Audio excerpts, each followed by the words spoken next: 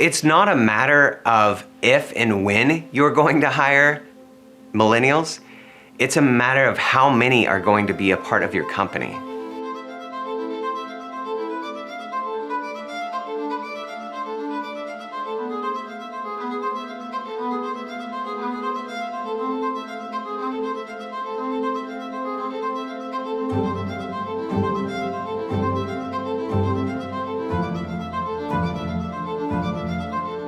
What has worked in the past won't work moving forward. Best practices are no longer best practices.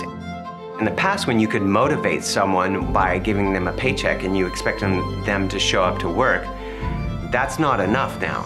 In the workplace environment, they want the opportunity for growth, they want a competitive wage rate, and they want people to personally invest into them. We're talking about punctuality and attendance, like that's basic. Like that's basic 101. You know, common sense is obviously not that common.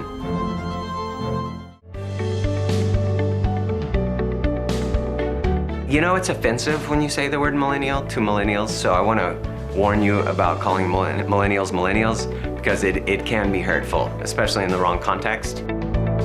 I've dealt with people crying in my office. Staff this is their first job.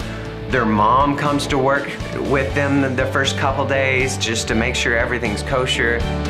At GenDev, we really study 4 generations. And of the 4, millennials are the only generation which doesn't cite work ethic as one of their principal claims to distinctiveness. I don't know if they don't, in the workplace, work ethic is not a priority. These young employees or young adults think that they're just gonna walk into work after finishing their degree or their program and start being the boss. They say they want opportunities for advancement and growth, but we're seeing so many participants in the gig economy and working at these non-committal jobs that you've seen how much the culture has changed. We've seen huge shifts in values from previous generations. The other generations would say, well, you know, with boomers, we were independent, we work hard, and then you get to millennials and they want to know that their organization has meaning, has a mission, and is accomplishing its vision.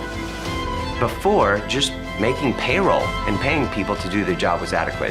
That is not the case any longer. This generation in particular wants an explanation. They want to know why they're doing what they're doing. They want to know how they're going to go about doing it. They want to know how long it's going to take. They don't understand that when you set a time, you mean it.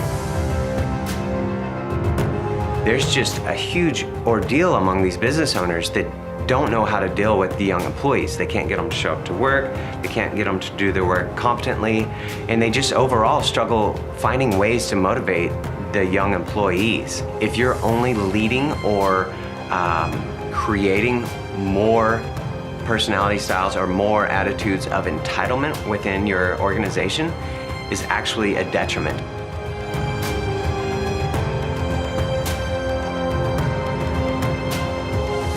The crux of the training is, yes, it's understanding what we're dealing with, understanding the generation, what their preferences are, how they're motivated, how to hire them.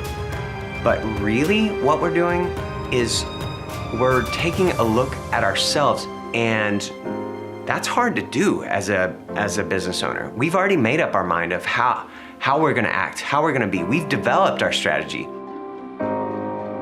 But the risk of that is that we won't change moving forward. We have to continue to evolve. The culture that we're dealing with, they've changed. We have to change ourselves. We're teaching business managers, leaders, CEOs on how to take this generation, look at it, and say to themselves, what do I need to change so I can get through to my audience, which are my young employees? I want you to begin the journey to become transformed. Join me in the Millennial Leadership Training so that you can begin transforming others.